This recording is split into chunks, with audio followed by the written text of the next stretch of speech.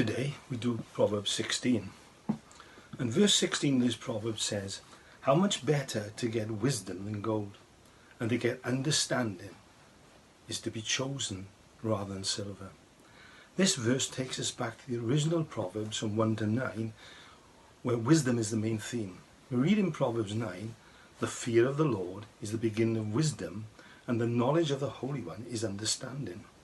So having a reverence to and an awe for the greatness of God is the start of real wisdom, together with a knowledge that brings understanding. And these two operate in our lives bring great benefits. Both Proverbs 8 and 9 tell us of the need to gain wisdom and understanding.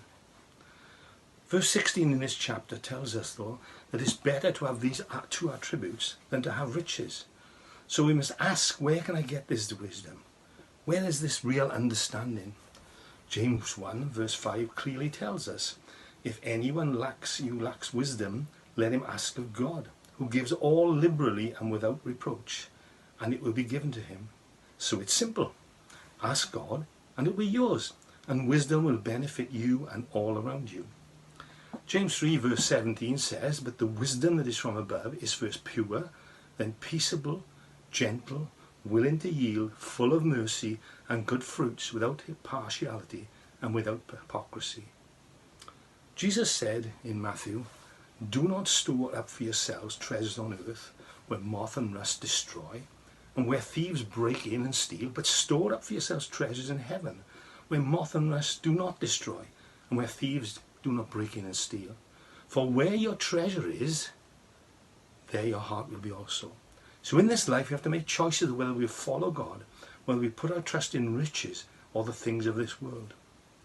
And making choices, as we've talked in verse 16, leads us into verse 25, which says, "There's a way that seems right to a man, but its end is the way of death."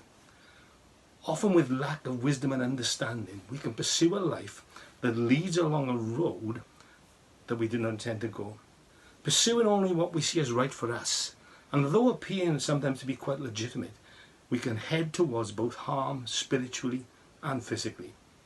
Wisdom and understanding gives us the opportunity to evaluate the path we're intended to take and whether it be good or bad for us. However, in our pride and arrogance, and to do what we want, driven by our own personal desires, can lead us to downfall.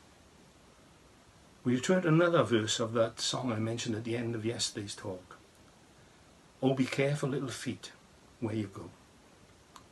Check out, get the wisdom and understanding you need from God, and make sure your path and your feet are going in the right direction. Have a good day.